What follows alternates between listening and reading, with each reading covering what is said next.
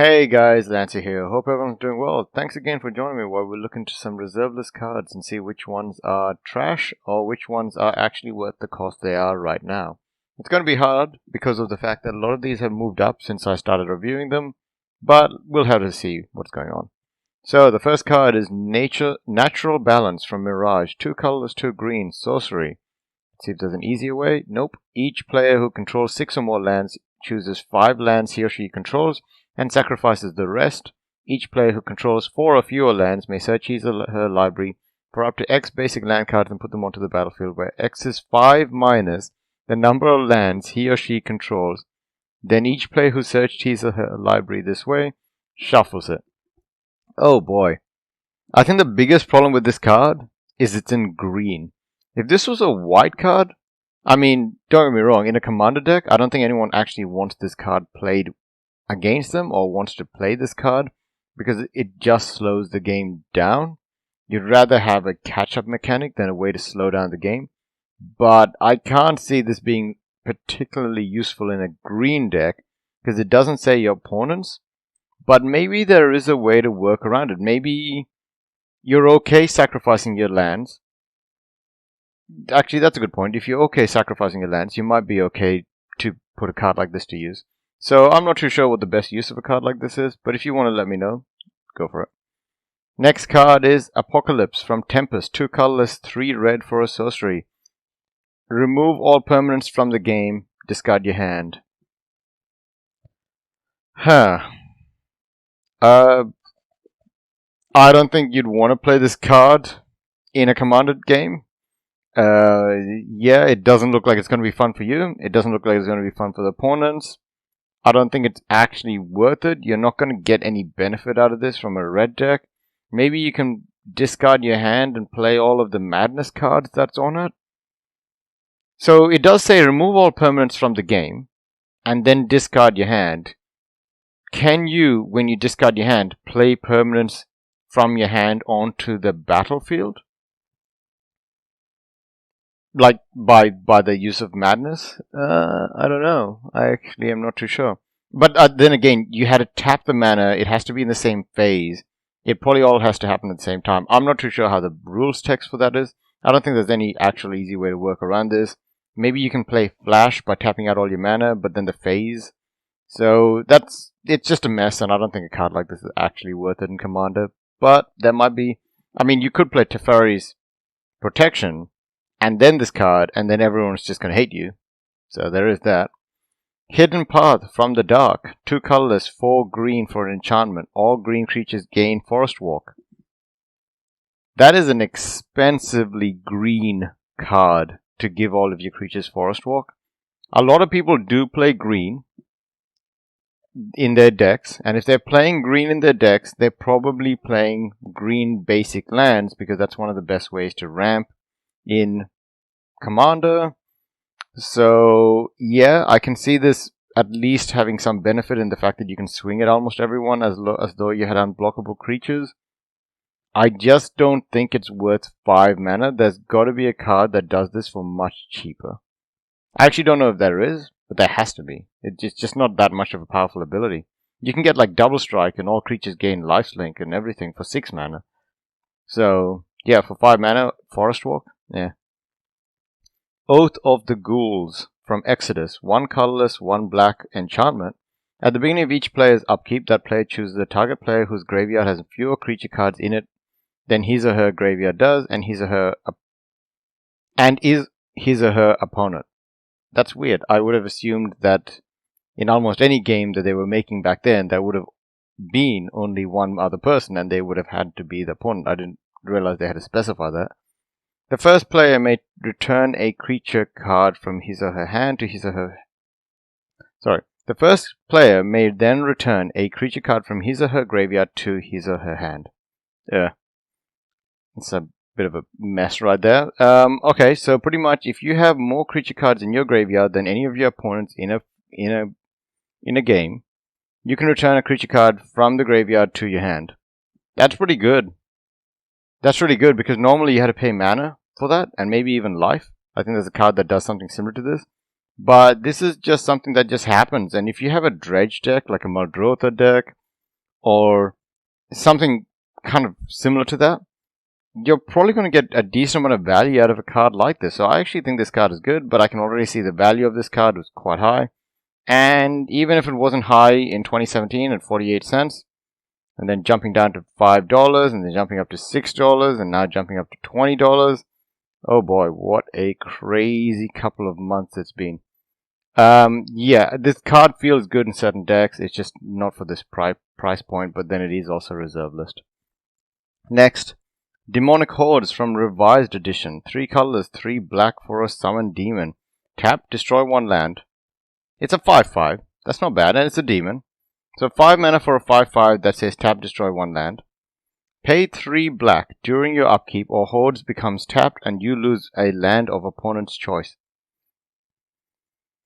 That's pretty bad, and destroying lands is actually frowned upon enough that a card like this isn't worth it in a deck that's focused around demons anyways. There are way better demons nowadays. You know, you can get this for $9 from TCG. These from Revised. I just don't feel like it's worth it to play this card in a deck unless your deck's got a really specific reason to have it in there. Matriarch's Cry from the Dark. 2 white for a sorcery. All white creatures are removed from the game. Players must draw 1 card for each white creature they control that is lost in this manner. It is exile. It is not sacrificed or destroyed in any way, so you can't get any benefits out of that. The card feels weird because it's in white. It's a 2 white mana spell. So if I guess in a commander game you'd be playing a black-white deck and you'd make white tokens, then you can sacrifice and then you can draw cards. But the problem is that if you're playing a mono-white deck, you're going to board wipe yourself unless you're playing something that doesn't use a lot of creatures. I mean, yeah, this is weird because drawing cards in white is worth it. Not worth it. It's good. It's really needed. Sacrificing creatures to draw cards is also good. The problem is this doesn't let you control it in the way you really want it to. So, from my point, I'm not too sure if there's actually a good reason for you to play a card like this if you can find another way to draw cards. I know that in white it's a bit harder, but there's got to be another way. So, it's an okay card, but it's only because white is so bad at drawing cards that I'm actually even saying that. Next, Radiant Archangel from Urza's Legacy. 3 colorless, 2 white for a 3/3 flying legend angel. Pretty cool. Also, it's on the way down, or at least it's plateaued a bit. It's spiked above its actual price that it is currently right now. So it used to be $27 and now it's sitting at like $23. Pretty cool. It has flying. It's an angel. It has vigilance, and it pretty much gets +1/+1 for each other creature with flying in play. So that doesn't actually just mean your stuff, it means everyone's stuff on the board. Not bad. I actually don't think this is bad. It's just overpriced for a angel. If you're making an angel themed Kalia deck, this probably isn't actually a bad addition to that deck. Yeah, you can, for 5 mana, you might be able to get at least a 6/6. A 4/4. So 5 mana, 4/4 with flying and vigilance. It's pretty much the other angel, the other Sarah angel. So yeah, and then it can just get bigger and bigger as you play more and more flying creatures. In this deck, you probably don't want angels, particularly unless they're cheap. You pretty much just want token flyers, so you can just pump up your legendary creature. Next, Damping Field from Antiquities. 2 colorless, 1 white for an enchantment.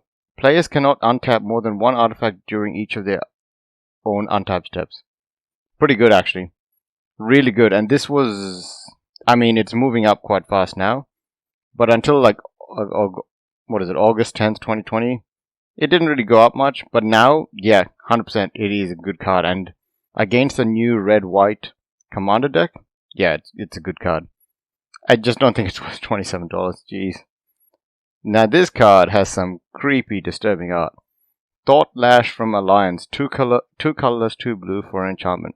Cumulative upkeep. Remove the top card of your library from the game. If you do not, remove the library from the game and bury Thought Lash. Pay 0. Remove the top card of your library from the game to prevent 1 damage to you.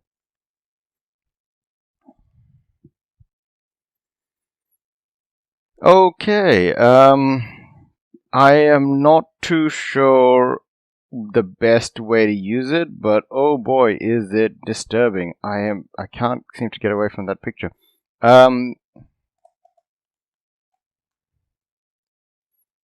So every turn after you play this, you had to get rid of more and more cards from the top of your library. You don't get to see them, you just exile them. You can exile cards from the top of the library to prevent damage that'll be done to you. This card is probably best used, and it probably has spiked in certain places when they release cards that want your library to disappear, pretty much. Because you can do that. Like, you play this and you have that thing that says if you have no cards in the library, you win the game. And you can win like that turn. You don't have to prevent any damage. You can just go, yep, I'm doing that 98 times and then done. I just don't think it's worth it to do these kinds of one-turn combos anyways in Commander. They're kind of like a feel-bad in most cases.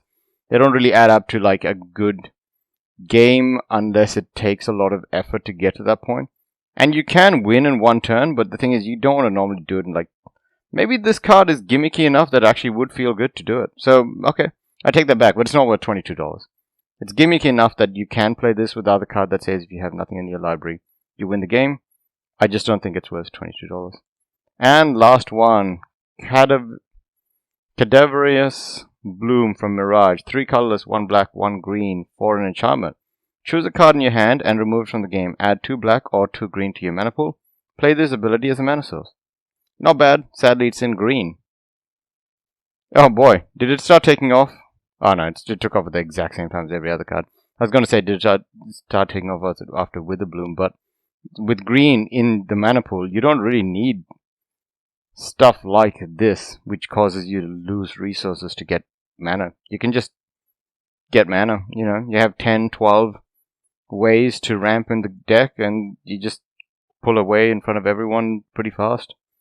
So, I don't think this card is actually 100% worth it, but I'm not too sure. There might be other uses for it. Anyways, guys, I'm going to leave it at that. Thanks again for watching. Please like and subscribe if you think this is fun, interesting, and I'll continue doing some other videos as well on the side. Thanks again, and see ya.